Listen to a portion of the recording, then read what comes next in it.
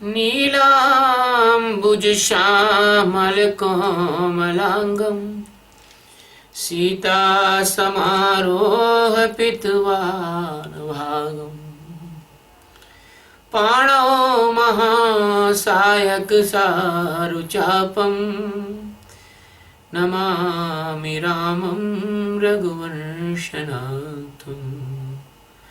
भवादिभूतं भरताग्रजन्तं भक्तिं प्रियावानुकूलाप्रदीपं भूतेन्द्रनाथं भवनाथपादं भजामि रामं भवरोगभेदं लोकाभिराम रणरङ्गधीरं राजीवनेत्रं रघुवंशनाथं कारुण्यरूपं करुणाकरन्तं श्रीरामचन्द्रं शरणं प्रपद्ये। आज का भगवान का जो प्रसाद है, ये वाल्मीकि रामायण का सप्तविंश सर्ग यानी 27वां सर्ग है। ये बहुत महत्वपूर्ण है। ये जो सर्ग है बहुत महत्वपूर्ण है। और आज के जो वातावरण में, आज के जो हमारे भारत के रक्षा मंत्रालय के लोग हैं, हमारे भारत की रक्षा का जिन पर दायित्व है, उन लोगों को ये सर्ग जरूर सुनना चाहिए, क्योंकि इसमें ऐसे ऐसे हथियारों का वर्णन है, ऐसे ऐसे अस्त्र शस्त्रों का वर्णन है, जिनके बारे में अभी और अन्वेषण हो जाए तो हम संसार के सबसे शक्तिशाली देश हो सकते हैं। अगर हमारे वैज्ञानिक, अगर हमारे रक्षा वैज्ञानिक, DRD वाले लोग, उनमें से कोई विद्वान संस्कृत के ज्ञाता लोग, या हमारे भारतवर्ष के जो संस्कृत के ज्ञाता जो लोग हैं, जो शास्त्रों का गोपनीय रहस्य समझ के उनको बता सकते हो और उसके हिसाब से शस्त्र निर्माण कर सकते हो, तो इसमें कोई शंका नहीं कि भारत दुनिया का सबसे शक्तिशाली राष्ट्र होगा। ऐसे चमत्कारिक ये शस्त्र हैं, इनको बनाया जा सकता है। ऐसा नहीं कि असंभव नहीं है, ये संभव है। और इसको सुन के कोई इसको गपोड़ा ना समझे, क्योंकि ये जो आजकल के लोगों का अहंकार इतना ज़्यादा है, वो अपने सामने किसी को समझते ही नहीं। उनको कुछ समझने की इच्छा ही नहीं है, वो जिज्ञासु ही नहीं है, ना भगवान के मार्ग के जिज्ञासु हैं और ना ही जो है देश की रक्षा के या देश के विकास के या उद्योग के या आर्थिक प्रगति के या कृषि के, किसी के जिज्ञासु नहीं है। वो ऐसा जीवन जी रहे हैं, बर्बाद कर रहे हैं जीवन को, और बस वो सुनते ना समझते और कहते थे गप है। ये गप नहीं है, ये छोटा सा बीज है। बीज को देके आप वृक्ष नहीं जान सकते। उसको बोओगे, पानी दोगे, खाद दोगे, बड़ा करोगे, तब आपको वो वृक्ष, चमत्कारी वृक्ष दिखेगा। तो विश्वामित्र के द्वारा श्री राम जी को दिव्यास्त्र का दान करना, क्योंकि पिछले सर्ग में इंद्र ने उनसे निवेदन किया था कि ये विशेष कार्य से आए हैं, इनको आप जितने भी आपके पास अस्त्र शस्त्र हैं और जो इतने जो है कुशाश्व के जो पुत्र रूपी अस्त्र शस्त्र हैं, अस्त्र शस्त्र भी पुत्र ही होते हैं। महाराणा प्रताप का चेतक घोड़ा भी पुत्र ही था। भगवान शिवाजी की तलवार, जो भवानी तलवार दी थी, वो भी भगवान के पुत्र से कम नहीं थी। भाई भगवान थे, शिवाजी भी थे और महाराणा प्रताप भी भगवान ही थे। वरना आप लोगों में किसकी ताकत है कि जो घास की रोटी खा के देश के सामने ऐसा उदाहरण प्रस्तुत कर दें? ये किसकी ताकत है कि हिंदू पद पातशाही, हिंदू साम्राज्य की स्थापना उस समय कर दें जब चारों तरफ से हिंदू समाज भयभीत था मुगलों के अत्याचार से? कोई जवान नहीं खोल सकता था, उसका गर्दन काट दी जाती थी। तो मैं भगवान कह रहा हूँ, गलत नहीं कह रहा हूँ। अथ ताम रजनी मुष्य विश्वामित्रो महायशः प्रहस्य राघवं वाक्यमुवाच मधुर स्वरम। श्री राम जय राम जय जय राम, श्री राम जय जय राम। ताटका वन में वह रात बिताकर महायशस्वी विश्वामित्र हंसते हुए मीठे स्वर में श्री रामचंद्र जी से बोले, परितुष्टो अस्मि भद्रं ते, परितुष्टो अस्मि भद्रं ते, राजपुत्र महायशः, प्रीत्या परमया युक्तो ददाम्य शस्त्राणि सर्वशः। हे राजपुत्र, हे यशस्वी राजकुमार, तुम्हारा कल्याण हो। ताटका वध के कारण मैं तुमसे बहुत संतुष्ट हूं, अतः बड़ी प्रसन्नता के साथ मैं तुम्हें सब प्रकार के अस्त्र शस्त्र दे रहा हूं। जैसे मेरा कोई शिष्य, मेरा कोई जिज्ञासु, मेरा कोई प्रेमी मुझे सब प्रकार से संतुष्ट कर ले, मुझे लगे कि नहीं ये योग्य अधिकारी है, मैं उसको ज्ञान करा दूं, आत्मज्ञान करा। जब उसे आत्मज्ञान हो जाए और मुझे लगे कि नहीं हाँ ये बिल्कुल ठहर गया, तो मैं उसको वो जो गुरुओं के पास शक्तियां होती हैं उसको शक्तियां स्थानांतरित कर दूं, जिससे मेरे गुरु ने मुझे दी। ऐसे भगवान विश्वामित्र जी ने ये विशेष जो शक्तियां थीं, शक्तियां दो प्रकार की होती हैं। आंतरिक आध्यात्मिक शक्तियां भी होती हैं, जिनके आधार पर गुरु अपने शिष्य का आवरण भंग करता है, अज्ञान का आवरण तोड़ता है, उसे माया की कैद से आजाद करता है। शक्ति दूसरी प्रकार की होती है, जो राज्य की रक्षा के लिए अनेक अनेक प्रकार के अस्त्र, जो दिव्य अस्त्र होते हैं, जो मंत्रों से चलते हैं, मन से चलते हैं। जैसे मैंने कल बताया था कि जो विमान आया है नया फ्रांस से, राफेल, उसके कॉकपिट में ऐसा सिस्टम लगा हुआ है कि जो पायलट का हेलमेट जो ऊपर पहने हुए पायलट जिधर नजर डालेगा उधर ही मिसाइल जो है ना उधर घूम जाएगी, उधर लक्ष्य हो जाएगा, दृष्टि मात्र से हो जाएगा। तो मंत्र मात्र से, मन मात्र से अब तुम इतना विकास कर सकते हो। तो हम तो बहुत पुराने 21 लाख साल पहले की बात कर रहे हैं। तब तो विज्ञान बहुत विकसित था। तुम्हारे हवाई जहाज 700 लोगों को उड़ सकते हैं, बोइंग 707। हमारे समय में तो पूरा का पूरा ये समझो कि शाहदरा जितनी, इससे भी बड़ा जो है यान होता था। शाहदरा जितना बड़ा, लोग गप ठोक रहे, गप नहीं ठोक रहे। पढ़ लो भागवत में, भगवान नरसिंह जी ने प्रहलाद से प्रसन्न होकर उनको कितने यान और कितने उनको सब कुछ दिया था।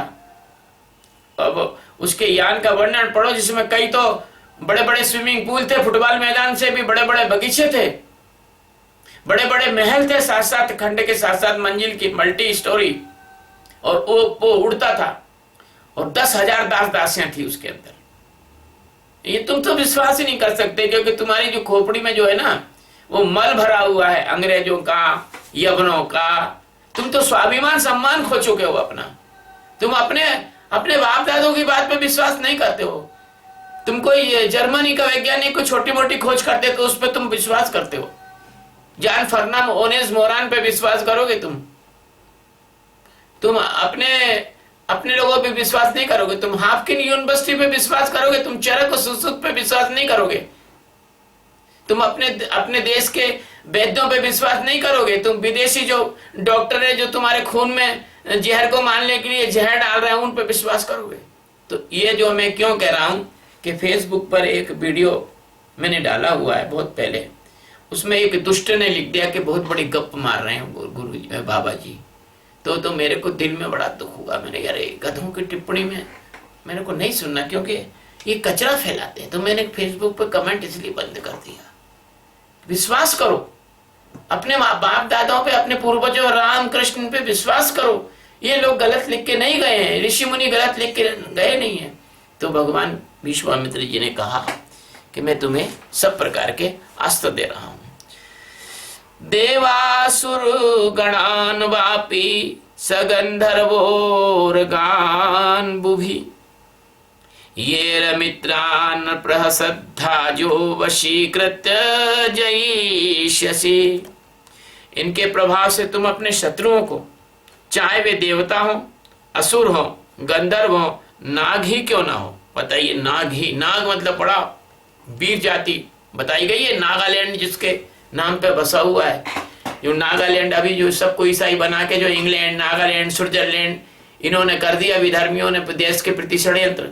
ये नाग जो इनके पूर्वज बहुत यशस्वी थे, बहुत बड़े योद्धा थे। भगवान राम को वशिष्ठ जी करें कि भले नाग ही क्यों ना हो, है ना, बड़ी और उनको तुम जो है रणभूमि में बलपूर्वक अपने अधीन करके उन पे विजय पालोगे, इन अस्त्रों की वजह से, इन शस्त्रों की वजह से। तानि दिव्यानि भद्रं ते ददाम्यस्त्राणि सर्वशः दंड चक्रम महद दिव्यम तब दास्यामि राघव। धर्म चक्रम ततो वीर काल चक्रम तथैव च विष्णु चक्रम तदात युग्र मेन्द्रम चक्रम तथैव च। अब बताइए, रघुनंदन तुम्हारा कल्याण हो, मैं तुम्हें वे सभी दिव्यास्त्र दे रहा हूं। दिव्यास्त्र, ये तुम्हारे अस्त्र है ना जो तुम छोड़ते हो, मिसाइल है, परमाणु बम है, इंटरकॉन्टिनेंटल मिसाइल है, गाइडेड मिसाइल है, ये तुम्हारे जो है कौन सी जो किरण है ये जिसका अनुसंधान चल रहा है, तो ये जो जितनी भी तुम्हारी जो रेस हैं, है ना, ये सारी जो, ये सब जो तुम्हारी जो है ये दिव्य नहीं है।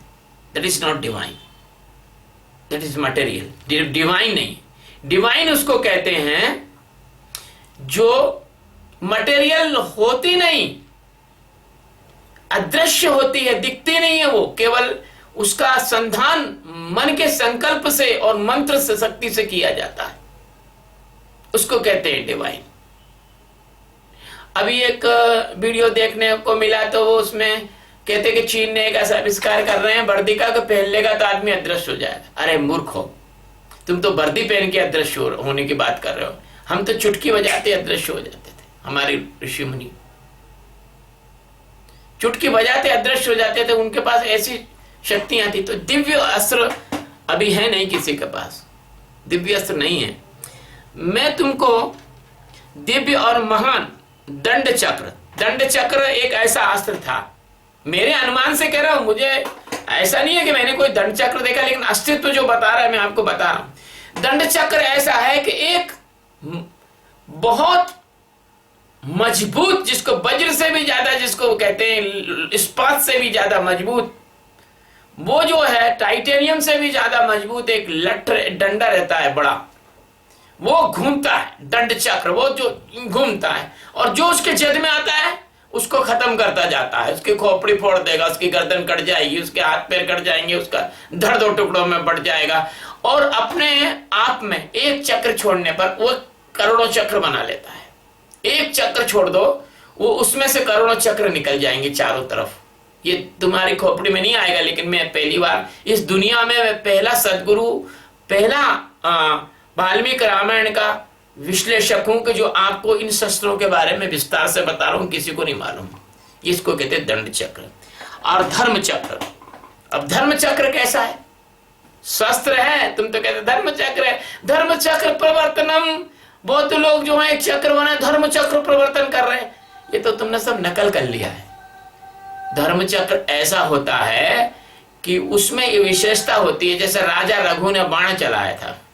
राजा रघु ने, भगवान राम के पूर्वज थे, उन्होंने बाण चलाया था। तो राजा रघु चक्रवर्ती सम्राट थे और रावण ने क्या करा था कि वो नहीं, जो उनका टैक्स है कर नहीं चुकाया था, तो बाण चलाया था। तो बाण गया लंका।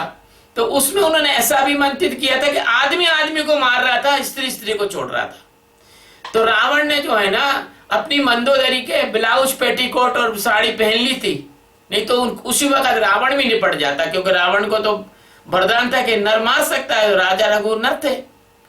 तो धर्म चक्र का मतलब यह है कि उसमें ऐसी विशेषता होती है कि वो धार्मिक लोगों को तो छोड़ देता है और अधार्मिक लोगों को मार देगा, दुष्टों को मार देगा वो।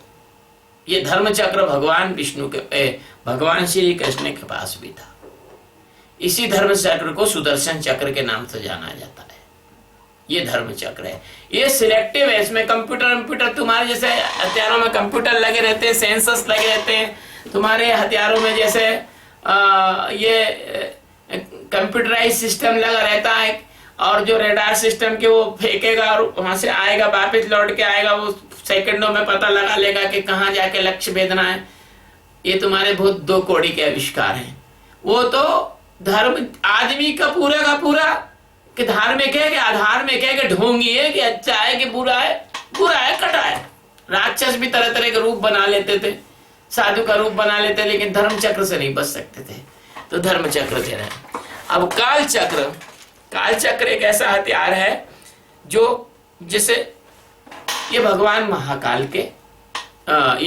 महाकाल का हथियार था, जो विश्वामित्र मुनि के पास तपस्या से पहुंचा।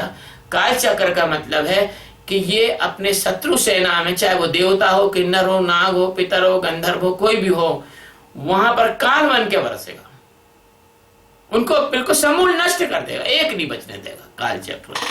और विष्णु चक्र को, इस विष्णु चक्र जो है वो धर्म चक्र और विष्णु चक्र, ये एक ही चक्र के दो प्रकार है। धर्म चक्र विशेष रूप से अलग ढंग का है और विष्णु चक्र अलग रंग का है।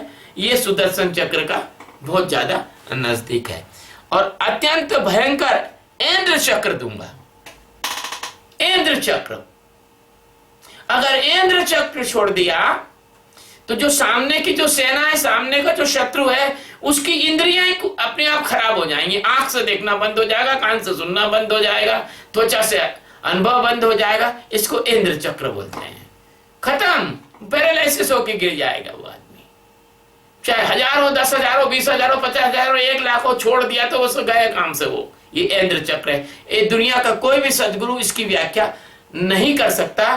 केवल मैं अहंकार नहीं, भगवान की कृपा, भगवान बता रहे थे, मैं बोल रहा हूँ भगवान की कृपा से बोल रहा हूँ, अपने लिए नहीं बोल रहा हूँ। भगवान इस व्याख्या को मेरे अंदर से बता रहे, इंद्र चक्र ये है।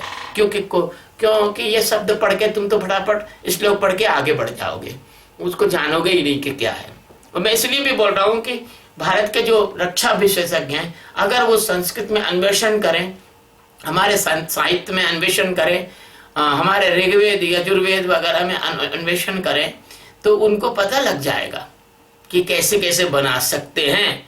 और ये सब नालंदा विश्वविद्यालय के पहले, नालंदा विश्वविद्यालय में तो केवल सूचनाएं थी, उसके पहले ही नष्ट हो गया ये सब साहित्य। तो कभी कभी क्या है, ये साहित्य ऐसा नहीं होता कि साहित्य पुस्तक नहीं होती है।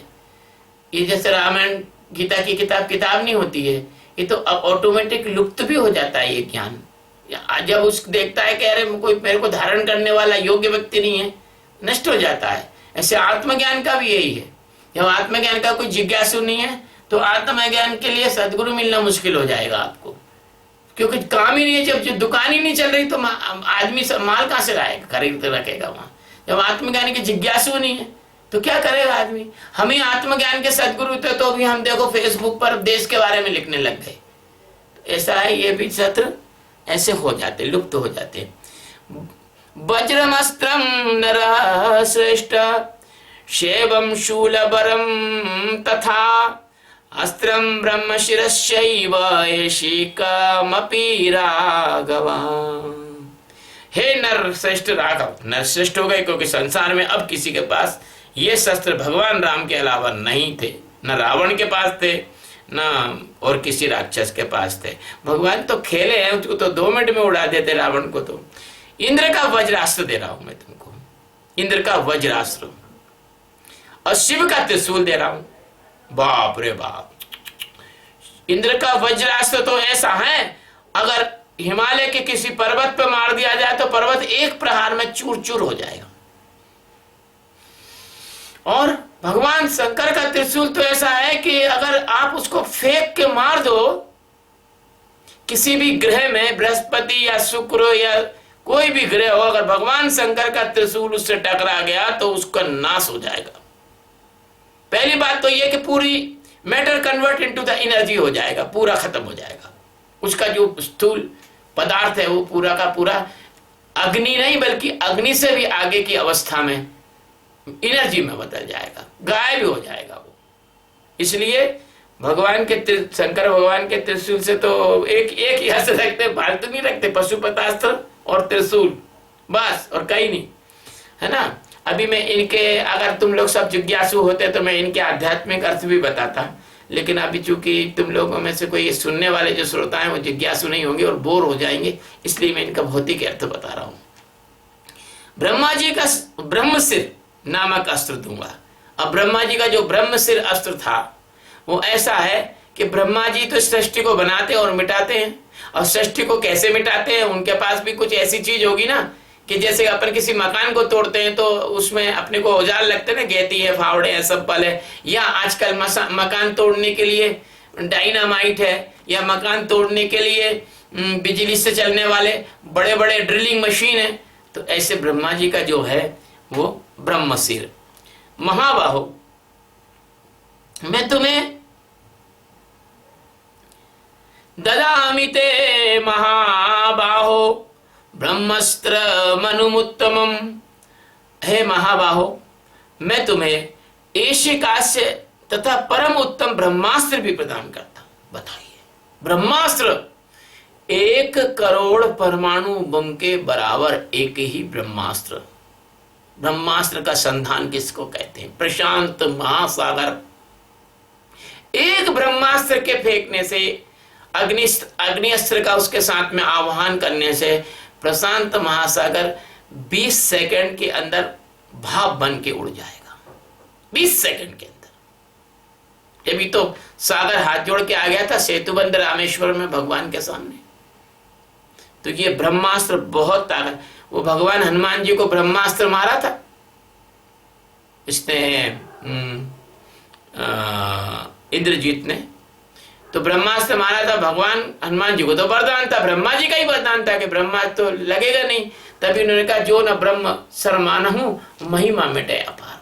उन्होंने उसका आदर करके उसको स्वीकार कर लिया और नकली मूर्छित हो गए, है ना। तो ऐसा भी हमारे ऐसे भी देवी देवता हैं कि जिन पर ब्रह्मास्त्र भी चला दो तो ब्रह्मास्त्र असर नहीं करता। बताओ कितने ताकतवर होंगे।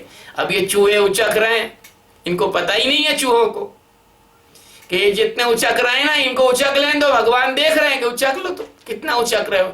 एक समय आएगा इन चूहों की पूंछ पकड़ के इनको पछाड़ दिया जाएगा, दांत बाहर निकल जाएंगे, जीभ बाहर निकल जाएगी, है ना। इसलिए चूहों को मैं बार बार समझाता हूँ कि देखो प्रेम से रहो, उचको मत जाता, है ना। गदे त्वै चैव काकुत्थ मोदकी शिखरी शुभे प्रदीप्ते नरसाधूल प्रेच्छामि नृपात्मजः धर्मपाशमहं रामा कालपाशं तथैव च वारुणी पाशमस्त्रं च ददाम्यहमनुमुत्तमम्। कुकुत्स भूषण, कुकुत्स वंश के राजकुमार, श्रेष्ठ राजकुमार, इनके सिवा मैं 2 अत्यंत उज्जवल और सुंदर गदाएं दे रहा हूं। 2 गदा। ये गदा ऐसे तुम जो बना ले तो वो नहीं है, तुम तो सोच भी नहीं सकते हो गदा क्या चीज है। हे भगवान दीनबंधु दयालु, मैं आपकी कौस्तुभ, जो आपकी जो गदा, आपकी जो है गदा है, उसको मैं प्रणाम करता हूं। वो इसका नाम आएगा आगे। तो 2 गदाएं दे रहा हूं जिनके नाम मोदकी और शिखरी हैं। एक तो मोदकी है और एक शिखरी है। अब मोदकी कैसी है? जैसे मोदक को, लड्डू को आप यूं करके दबाते हो तो चूर चूर हो जाता है, ऐसे उसकी गदा के प्रभाव से, उस गदा के प्रभाव से बड़े बड़े पर्वत एक चोट में धूल के कणों में बदल जाते हैं। और शिखरी जो गदा है, मोद की तो गोल लड्डू के आकार की, उसी तरह का उसका, और शिखरी में जैसे मंदिर के शिखर बने रहते हैं ऐसे उसमें शिखर बने हुए हैं। और शिखरी गदा का ऐसा है प्रभाव है कि अगर उसको कहीं मारा आपने तो आसपास का सब कुछ खत्म खत्म, बिल्कुल बिल्कुल एकदम नष्ट हो जाता है उससे। मैं अर्पण करता हूं, अर्पण कर रहे हैं, देखो कितनी बड़ी बात है ना। पुरुष सिंह राजकुमार राम अब भगवान को वो क्या दे रहे हैं? पाश दे रहे हैं। पाश यानी दुश्मन को बांधने का।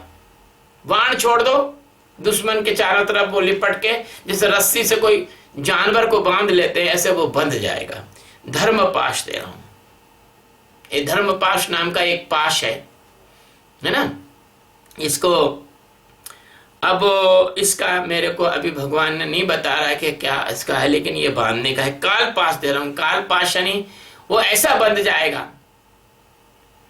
धर्म पाश का आ गया, भगवान ने कहा धर्म पाश का मतलब है ऐसा बांध देगा कि अधर्म नहीं कर सकता फिर वो आदमी। जैसे वो पुलिस वाले नार्को टेस्ट करते हैं ना, तो मुंह में से सत्य बोलने लग जाता है वो आदमी। ऐसे धर्म पाश के छोड़ने पर वो बंधा हुआ व्यक्ति से जो तुम पूछोगे तो वो धर्म के अनुसार बात करेगा, अधर्म की बात नहीं करेगा, झूठ नहीं बोलेगा। ये नहीं कहेगा कि फला आदमी अच्छा है तो ईमानदारी कहेगा, उसको चोर नहीं कहेगा, है ना। कालपाश का मतलब उसमें बंधे के गए काम से, उसमें बंधे के मृत्यु है, फिर बंधे के साथ साथ ही आदमी मर जाएगा उसमें। वरुण पाश ऐसा है कि उसको बांध लेगा वो पाश, और उसका इतना डिहाइड्रेशन हो जाएगा कि उसको वरुण मतलब जल का देवता को वरुण कहते हैं, उसका इतना डिहाइड्रेशन हो जाएगा कि खत्म हो जाएगा वो, उसके अंदर का सब सोख लेगा वो पानी। और ये उत्तम अस्त्र शस्त्र मैं तुम्हें अर्पित करता हूं। अश्नि द्वे प्रेच्छामि शुष्काद्रे रघुनंदनः ददामि चास्त्रम पेनाकमस्त्रम नारायणम तथा। हे रघुनंदन, मैं सूखी और गीली दो प्रकार की अश्नि दे रहा हूं। सूखी और गीली दो प्रकार की अश्नि दे रहा हूं, है ना। अब इसका मुझे अभी विश्लेषण नहीं आ रहा है। पिनाक तो आपने सुना ही है, उसका धनुष का नाम है। और नारायण अस्त्र दे रहा हूं। पिनाक अस्त्र, हाँ पिनाक एक अस्त्र है, धनुष नहीं, पिनाक एक अस्त्र है। अभी पिनाक मिसाइल बनाई है अपन ने, भारत ने। नाम तो पिनाक रखा है, नाम रख दिया। नाम रखने से क्या होता है? पिनाक थोड़ी है, पिनाक तो बहुत बड़ा अस्त्र है।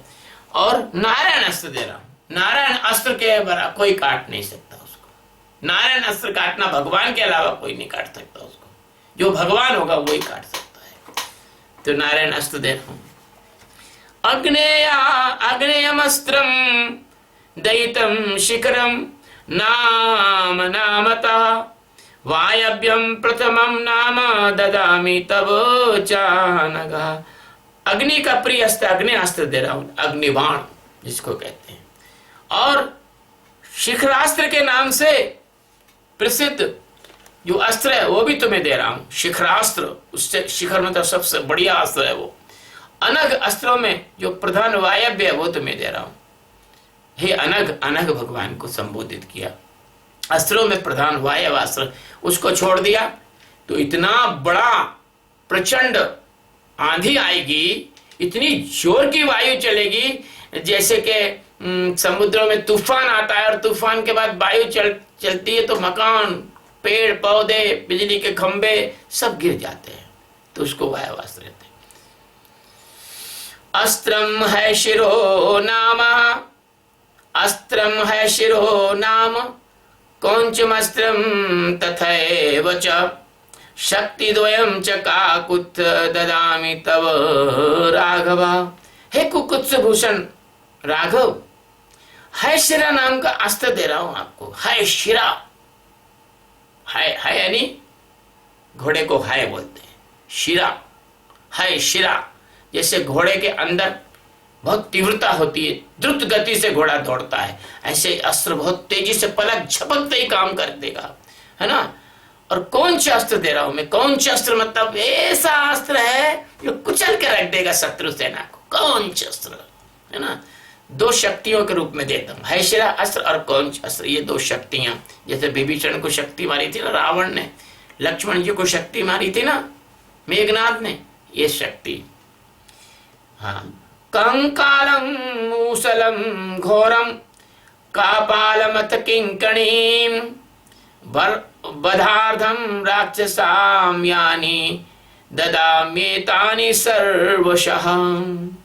कंकाल, कंकाल एक ऐसा अस्त्र है कि जिसको मार देने से जैसे किसी क्षेत्र में बिजली दौड़ जाए, तेज ताकत वाली बिजली के तार पे जैसे शवदाह ग्रह होते हैं ना बिजली के, ऐसा ये पूरे के पूरे क्षेत्र को शवदाह ग्रह बना के जला देता है। कंकाल मात्र बचता है, वो सेना मर जाती है ना।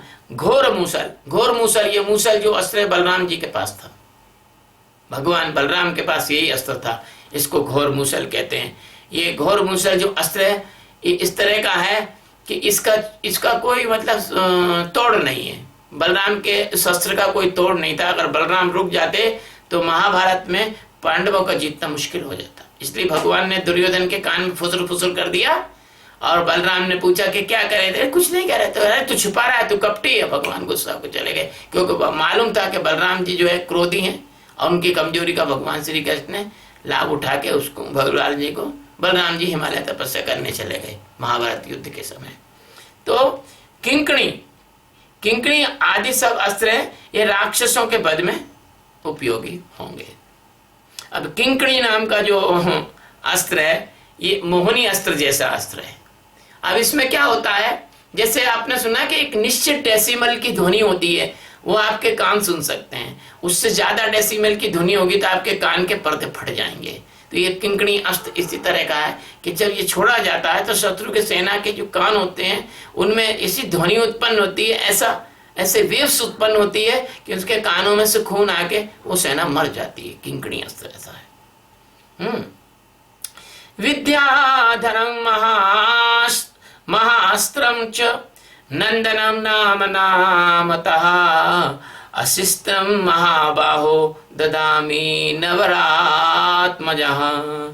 आपको बताऊं कि जो विश्वामित्र जी के पास जितने भी अस्त्र शस्त्र थे वो पृथ्वी, पाताल और स्वर्ग और देवलोक और ब्रह्मलोक और विष्णुलोक, इन सब लोकों में से जो श्रेष्ठ अस्त्र थे वो विश्वामित्र जी के पास थे। ऐसे उनको राजर्षि नहीं बोलते थे, उनका मुकाबला उनसे युद्ध कोई करने की ताकत नहीं थी। वो तो सिर्फ वशिष्ठ जी इसलिए कर पाए कि उनके पास ब्रह्मदंड था। आत्मज्ञानी व्यक्ति पर कोई अस्त्र शस्त्र नहीं लगते हैं, ब्रह्मदंड था। और ब्रह्मदंड होने की वजह से विश्वामित्र और वशिष्ठ का जो युद्ध हुआ था उस युद्ध में वशिष्ठ को वो मार नहीं पाए और 10,000 पुत्र मार दिए थे उन्होंने वशिष्ठ जी के। लेकिन वशिष्ठ जी को दुख नहीं हुआ, एक दो बच्चा भी मर जाए तो बाप का हार्ट फेल हो जाता है, लेकिन ब्रह्मवेत्ता होता है उस सारे बड़े से बड़े दुख को आराम से सहन कर लेता है। तो क्या कहा कि हे महाबाहु राजकुमार, नंदन नाम से प्रसिद्ध विद्याधरों का, नंदन उसका अस्त्र का नाम है और विद्याधरों का ये महान अस्त्र है। विद्याधर तो आप जानते ही नहीं हो, विद्याधर तो आप लोग जानते ही नहीं होंगे। जैसे नाग है, पितर है, गंधर्व है, यक्ष है, किन्नर है, देवता है, ऐसे विद्याधर होते हैं। विद्याधर भी एक तरह की जाति समुदाय का नाम है, जीव समुदाय का नाम है। ये विद्याधर ऐसे होते हैं भाई साहब, ये दिखते नहीं है आपको। ये विद्याधर ऐसे होते हैं कि सर्प बन जाए, कीड़ा बन जाए, पक्षी बन जाए, रूप बदल दें, आपके आसपास ही है लेकिन आप नहीं, उनका संसार ही अलग है, आप देख नहीं सकते उनको। कोई लोग कहते हैं कि जो मुस्लिम लोग कहते हैं इनके इनको क्या कहते हैं वो, अच्छा कोई नाम बोलते हैं इनका, नाम इसमें नहीं आया। चलिए, तो ये ऐसे होते हैं और दिमाग की आदत है, कुछ चीज भूल जाए तो उस पर जोर देता है वो। तो विद्याधरों का जो अस्त्र है ये नंदन नाम का अस्त्र है और उत्तम खड़ग भी तुम्हें दे रहा हूं। वो विद्याधरों की जो खड़ग है, तलवार है, जैसे भवानी तलवार भगवान शिवाजी को दी गई थी, मुंह से भगवान शिवाजी ही निकलता है, वो कभी पराजित नहीं हुए, वो तलवार कभी पराजित नहीं हुई, है ना। और भगवान अपने क्या नाम है पृथ्वीराज नहीं, महाराणा प्रताप, भगवान महाराणा प्रताप, उनके पास जो भाला था वो भाला अजय रहा। जब तक उनके हाथ में भाला था किसी की ताकत नहीं थी कि उनको हरा दे, कभी हारे नहीं वो, मतलब खुद युद्ध में नहीं मरे, वो युद्ध में कोई मार नहीं पाया उनको।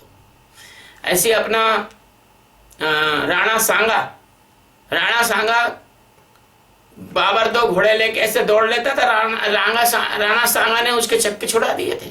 ऐसे अपने पौरुष, ये तो अपने वीरों की कहानी नहीं सुनाते ना अपने को। तो ये जो है तलवार जो है, ये मैं तुमको खड़ग अर्पित कर रहा हूं। तलवार और खड़ग में थोड़ा फर्क है। तुम तलवार और खड़ग को एक ही मानते हो, तलवार और खड़ग अलग होती है। तलवार के कई प्रकार है, 2 धारी तलवार होती है, अलग होती है। मुड़ी हुई तलवार अलग होती है। तलवार के बाहर आखिरी छोर में ऐसे 2 निकले रहते हैं फल, वो अलग होती है। खड़ग अलग होती है ना। गड्ढा सा अलग होता है ना। तो एक खड़ग मैं तुमको दे रहा हूं, और सब दिव्य है। ऐसा नहीं कि ये फिजिकल नहीं है, ये सब स्पिरिचुअल है, ये सब जो डिवाइन है, दिव्य है ये। अच्छा, गांधर्व मंत्रम दयितम मोहनम नाम नामतः प्रस्वापनम प्रशमनम दद्मि सौम्यम च राघव। रघुनंदन, गंधर्वों का प्रिय सम्मोहन नामक अस्त्र दे रहा हूं। उसको चलाने के बाद सब सम्मोहित हो जाते हैं, कोई नाचने ही नहीं। अब उसको ये पता नहीं कब युद्ध लड़ने आए, वो नाचने लग जाएंगे, सम्मोहित हो जाएंगे। उनको सामने वाले में राम दिखने लग जाएगा, या फिर वो आपस में एक दूसरे से लड़ने लग जाएंगे। अपना ही भाई, अपना ही सैनिक, उसमें राम दिखने लगे, शत्रु दिखने लगा उनको, उसको इसको शत्रु दिखने लगा। इस तरह से जिस तरह से उसको मंत्रित करके छोड़ते हैं, उसकी कई विधाएं हैं। नाचने, स्त्रियां दिखने लग जाए, सामने सैनिक नहीं दिखेगा, सुंदर स्त्री दिखेगी, नाचने लग जाएगा, हाँ युद्ध खत्म हो गया, आओ प्रेम करते हैं, ऐसा हो जाएगा। एक दूसरे को मारने लग जाएंगे, शत्रु समझ के मारने लग जाएंगे। इसको कहते हैं सम्मोहन अस्त्र। प्रस्वापन अस्त्र, प्रशमन अस्त्र तथा सौम्य अस्त्र प्रदान करता हूं, है ना। आप प्रस्वापन का अर्थ ढूंढना, प्रशमन अस्त्र और सौम्य अस्त्र। अच्छा, प्रस्वापन अस्त्र का मतलब है कि जैसे आपने किसी ने अग्निवाण छोड़ दिया तो आप पानी वाण छोड़ देंगे, उसका काट कर देंगे, मतलब काट करने वाले अस्त्र हैं सामने वाले। प्रश्न मतलब को सामने वाले की जो माया जितना चलाई, आपने अस्त्र छोड़ा वो माया खत्म हो जाएगी। जैसे लक्ष्मण जी के बाण से इंद्रजीत की माया खत्म हो जाती थी, जैसे भगवान राम के बाण से रावण की माया खत्म हो जाती थी। इसको कहते हैं अस्त्र, है ना। और सौम्य अस्त्र का मतलब है कि आपने अस्त्र छोड़ दिया वो, तो वो इतना सौम्य है, इतना माइन्यूट है, इतना स्मूथ है कि पता ही नहीं चलेगा कब घुस गया, कब मार के आ गया। सौम्यता पूर्वक खत्म कर देगा उनको। आवाज नहीं, गड़गड़ाहट नहीं, किसी प्रकार की ध्वनि नहीं, किसी प्रकार का की गंध नहीं, किसी प्रकार की कोई हवा में सरसराहट नहीं, वो सीधा जाएगा, मारेगा। जितने को मारना आपने छोड़ा है उतने को मार के वापस आगे तरकस में जमा हो जाएगा। वर्षणम शोषणम चैव संतापन विलापने मादरम चैव दुर्घर्षम कंदर्प दयितम तथा गांधर्वमस्त्रम दयितम मानवम नाम नामतः पेशाचमस्त्रम दयिनम मोहनम नाम नामतः प्रतीक्षा नरसार्दूल राजपुत्र महाशय। हे महायशस्वी पुरुष सिंह राजकुमार, वर्षण मतलब वर्षा करना, पानी की वर्षा, पत्थर की वर्षा, मिट्टी की वर्षा, धूल की वर्षा, तरह तरह की वर्षा करने वाला अस्त्र। शोषण, जो वर्षा हो रही है उसको सुखाने वाला, ड्राई करने वाला, सुखाने वाला। वर्षा, धूल की वर्षा हुई, धूल खत्म कर दी, पानी की वर्षा हुई, पानी खत्म हो गया, पत्थर की वर्षा हुई, पत्थर की वर्षा पत्थर खत्म हो गए, पत्थर की वर्षा रुक गई, है ना। संतापन, दुश्मन को संताप देने वाला, त्रास देने वाला, परेशान कर देने वाला, है ना। पता नहीं किधर से क्या हो रहा है, मरे मरे क्यों क्यों हो, क्यों नहीं हुआ, इस तरह का अस्त्र दुश्मन का, जो दुश्मन को है ना संतप्त कर देता, परेशान करता है, संतप्त, संतप्त नहीं संतप्त कर देता है ना। गंधर्वों का प्रिय मानवास्त्र एक अस्त्र है, जिस गंधर्वों का प्रिय है उसको मानवास्त्र कहते हैं। और पिशाचों का प्रिय मोहनास्त्र, पिशाच मोहित कर लेते हैं। पिशाच किसी को लगता है ना दिमाग में घुस जाएगा, अंदर शरीर में चला जाएगा, उसको मोहित कर लेगा, फिर वो नहीं बोलता, पिशाच ही बोलता है। कभी हंसने लग जाएगा, कभी रोने लग जाएगा, कभी अच्छा हो जाएगा, कभी बुरा हो जाएगा, इस तरह पिशाच है ना। मुझसे ग्रहण करो।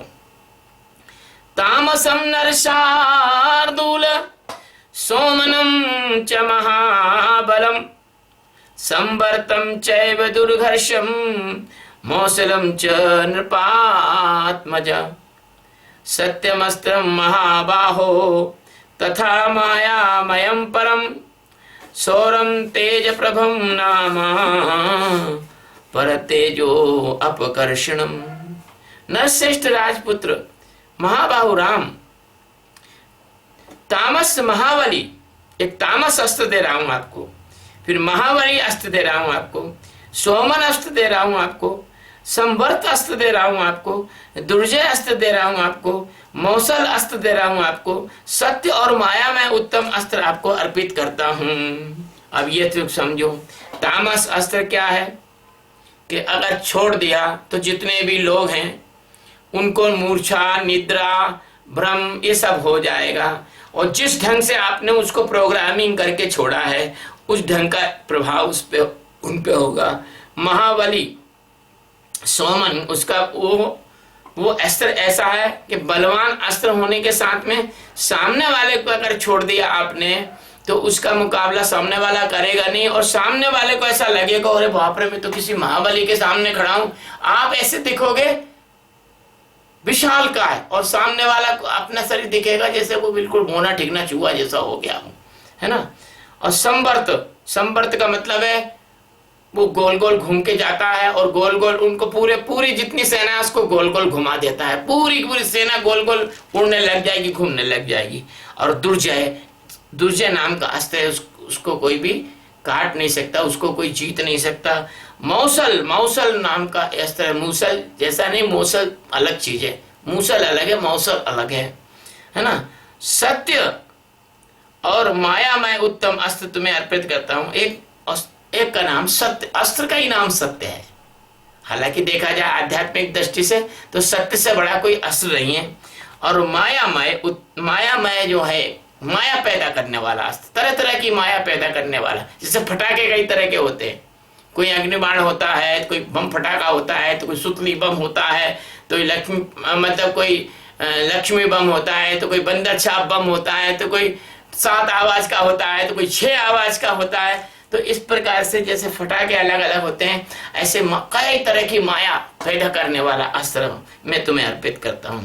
अब कहते हैं कि सूर्य देवता का तेज प्रभ अस्त्र अगर छोड़ दो, ऐसा लगा जैसे सूरज बिल्कुल मैदान में ही आ गया है, जलने लग जाएंगे लोग। गर्मी नहीं है, अग्नि नहीं है, तपा देंगे उसको, सेना को ऐसा लग रहा है बाप रे मरे रहे, क्या हुआ, आग जल रही है कि बिल्कुल सब तरफ से एकदम गर्म कर देगा। मतलब एकदम से ये हाल हो गया कि जैसे 70, 75, 80 डिग्री टेम्परेचर हो जाएगा वहां का, आदमी सहन ही नहीं कर पाएगा, या तो वो मर जाएगा, मूर्छित हो जाएगा। तो इस प्रकार का ये देता हूं, जो शत्रु के तेज को नाश करने वाला तुम्हें अर्पित करता हूं। सोमास्त्रम शिशिरम नाम त्वाष्ट्रमस्त्रम सुदारुणम दारुणम च भगस्यापि शीतेषु मथ मानवम। सोम देवता का शिशिर नाम का अस्त्र है। शिशिर नाम का काम उल्टा हो जाएगा, जैसे सूरज के आने ये जो अस्त्र दिया था तेज प्रभ अस्त्र, चकाचौंध भी होती, गर्मी भी होगी, आदमी की आंखें ही काम नहीं करेंगी। जैसा भगवान राम प्रकट हुए अयोध्या में, इतनी चकाचौंध हुई कि वो जो सैनिक था, मुस्लिम सैनिक था, वो उसकी आंखें ही बंद हो गई, वो मूर्छित ही हो गया। ऐसे ये उल्टा अस्त्र है। कौन सा? शिशिर। ठंड इतनी बढ़ जाएगी, -50-60 टेम्परेचर हो जाएगा, क्या करो फिर? -60-70 टेम्परेचर हो जाएगा, जम जाएंगे लोग, शिशिरास्त्र ठंड के मारे जम जाएंगे, है ना। स्वष्टा, विश्वकर्मा को स्वष्ट का अस्त्र है, स्वष्टा, है ना। उनका अत्यंत दारुण अस्त्र है वो स्वष्टा अस्त्र, बहुत दारुण अस्त्र है। अच्छा, भग देवता का भी भयंकर अस्त्र। भग देवता कौन? भगवान शंकर के गण भग देवता हैं, उनका एक भयंकर अस्त्र। और मनु का शीतेशु नामक अस्त्र भी तुम्हें देता हूं। ये मनुवाद कर रहे हैं, इनके कबाड़े हो जाएंगे, ज्यादा गड़बड़ ना करे। मनु भी बहुत दिव्य और सब जगह मौजूद ओमनीप्रेजेंस देवता हैं। ये चीज सब देख रहे हैं। वो ये अपना बच्चा बाप को कभी गाली भी दे देता तो अच्छा ठीक है, जरा पागल है बूढ़ा, छोड़ो छोड़ो पागल है, ऐसा सहन कर लेते हैं, लेकिन ज्यादा गड़बड़ नहीं करें। मनु का जो शीतेशु नाम का अस्त्र है वो भी तुम्हें देता हूं। एतान राम महाबाहो काम रूपान महाबलान ग्रहण परमोदाराना क्षिप्रमेय नृपात्मजः। महाबाहु राजकुमार श्री राम, वे सभी अस्त्र इच्छानुसार रूप धारण करने वाले हैं। आप जैसा रूप कहोगे वैसा वो धारण कर लेंगे, यानी दुश्मन के अंदर घुस जाएंगे, उनका ही आदमी बन के खड़े हो जाएंगे, उनको पता ही नहीं लगेगा। राक्षस रूप धारण कर ले, मनुष्य रूप धारण कर ले, स्त्री रूप धारण कर ले, पुरुष रूप धारण कर ले, बैल का रूप धारण कर ले, बकरी का रूप धारण कर ले, सांप का रूप धारण कर ले, जैसा चाहो वैसा रूप धारण करने वाले हैं। और महान बल से संपन्न और परम उदार हैं। तुम इन्हें शीघ्र ही ग्रहण करो। क्योंकि वो क्यों है? क्योंकि वो अस्त्र शस्त्र होने के साथ साथ में ही कृशाश्व के पुत्र भी हैं। याद रखो, जितने अस्त्र शस्त्र हैं वो कृशाश्व के अस्त्र रूपीधारी पुरुष हैं, जो इंद्र ने कहा कि अर्पित कर दो। अच्छा, स्थितस्तु प्रांगमुखो भूत्वा शुचिर्मुनिवरस्तदा ददो रामाय सुप्रीतो मंत्रग्राम मनुत्तमम्। ऐसा कहकर मुनिवर विश्वामित्र उस समय स्नान आदि शुद्ध होकर पूर्व की तरफ मुख कर कर बैठ गए और अत्यंत प्रसन्नता के साथ श्री राम जी को उन सभी उत्तम अस्त्रों का उपदेश दिया। उपदेश देने का मतलब जैसे सिर पे सदगुरु हाथ रख दे, शक्तिपात कर दे, ऐसे उन्होंने सब उपदेश देकर, है ना। और सर्वसंग्रहणं येषां देवतैरपि दुर्लभं तानस्त्राणि तदा विप्रो राघवाय निवेदयन्। जिन अस्त्रों को पूर्ण रूप से संग्रह करना देवताओं के लिए भी दुर्लभ था, ये देवताओं के पास भी नहीं रहते थे ये अस्त्र, ये भगवान को जो दिए हैं, है ना। देवताओं के पास भी वो स्टॉक नहीं था उन अस्त्रों का, वो भगवान को दे दिए। उन सबको प्रियवर विश्वामित्र जी ने श्री रामचंद्र जी को समर्पित कर दिया। श्री राम जय जय राम, श्री राम जय जय राम। जपस्तु मुने तस्य विश्वामित्रस्य धीमतः उपस्थस्थुर्महाराणी सर्वाण्यस्त्राणि राघवम्। उचुश्च मुदिताः रामं सर्वे प्राञ्जलयस्तदा इमे च परमोदार किंकरास्त्वराघव। यद्यदिच्छसि भद्रं ते तत्सर्वं करेवामवे। बुद्धिमान विश्वामित्र जी ने जो ही जप आरंभ किया तो ही वे सभी परम पूज्य दिव्यास स्वतः आकर श्री रघुनाथ जी के पास उपस्थित हो गए और अत्यंत हर्ष में भरकर श्री रामचंद्र जी से हाथ जोड़कर कहने लगे, परम उदार रघुनंदन आपका कल्याण हो, हम सब आपके किंकर हैं। किंकर मतलब सेवक हैं, है ना। आप हमसे जो जो सेवा लेना चाहेंगे हम सब करने को तैयार रहेंगे। देखिए ये मानवीकरण अलंकार नहीं है, वो वास्तव में जो अस्त्र थे वो, इनको जीवित कहो या अस्त्र कहो भैया, दिमाग काम नहीं करे ऐसी चीज थी वो भगवान जाने। लेकिन हमने जितना तुमको हमें समझ आए हमने बता दिया। ततो राम प्रसन्नात्मा दैत्ययुक्तो महाबले प्रतिग्रहा च काकुत्थ समालभ्य च पाणिना मानसा ते भविध्वमिति तान्यभ्योतानभ्यचोदयत। उन महान प्रभावशाली अस्त्रों के इस प्रकार कहने पर श्री रामचंद्र जी मनी मन बहुत प्रसन्न हुए और उन्हें ग्रहण करने के पश्चात हाथ से उनका स्पर्श करके बोले, आप सब मेरे मन में निवास करें। मन में निवास दे दिया भगवान को। वो अस्त्र कितने भाग्यशाली थे भगवान के मन में निवास करने। क्यों? कि वो मन से ही चलाए जाते थे। इसलिए कहते हैं मन दूषित मत करो। दूषित मन करोगे तो भगवान आपको, भगवान की कृपा अंदर नहीं आ पाएगी। इस प्रकार से विष्ठा, मल, मांस के टुकड़े, ऐसी गंदगी वस्तुएं पड़े हों तो कोई सज्जन पुरुष वहां बैठना नहीं चाहेगा। इसलिए मन को अच्छा रखना है अपने को। तथा प्रीतमना रामो विश्वामित्रम महामुनिम अभिवाद्य महातेजा गमनायोपचक्रमे। इसके पश्चात तदंतर महातेजस्वी श्री राम जी ने प्रसन्न चित्त होकर महामुनि विश्वामित्र जी को प्रणाम किया और आगे की यात्रा प्रारंभ की। इत्यार्षे श्रीमद् रामायणे वाल्मीकि आदि काव्ये बालकांडे सप्तविंश सर्गः।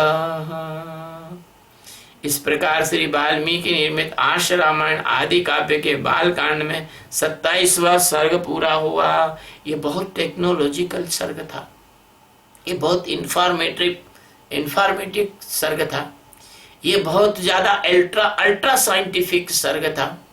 इसको अगर इस पर कोई पीएचडी करे, खोज करे, अन्वेषण करे तो इन अस्त्रों में से कुछ तो उसको सफलता, अगर भगवान का भक्त भी हो साथ में, तो प्राप्त हो सकती है। और इनका उपयोग वो अच्छे कार्यों में करने का जिज्ञासु हो तो हो सकती है, अन्यथा नहीं हो सकती। ये शराबी, कबाबी, वैश्यगामी, इन लोगों को ये अस्त्र नहीं मिल सकते किसी भी कीमत पे, चाहिए कितना भी सिर पटक के मर जाए, इनको नहीं मिल सकते हैं।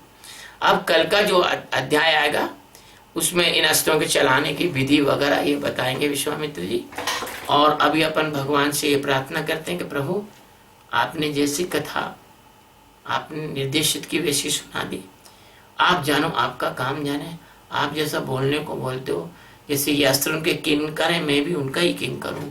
ये वाणी भी उनकी है, ये प्रवचन भी उनका है, ये कथा भी उनकी है, ये जीवन भी उनका है, ये ऊर्जा भी उनकी है ना। श्री राम जय राम जय जय राम, श्री राम जय राम जय जय राम।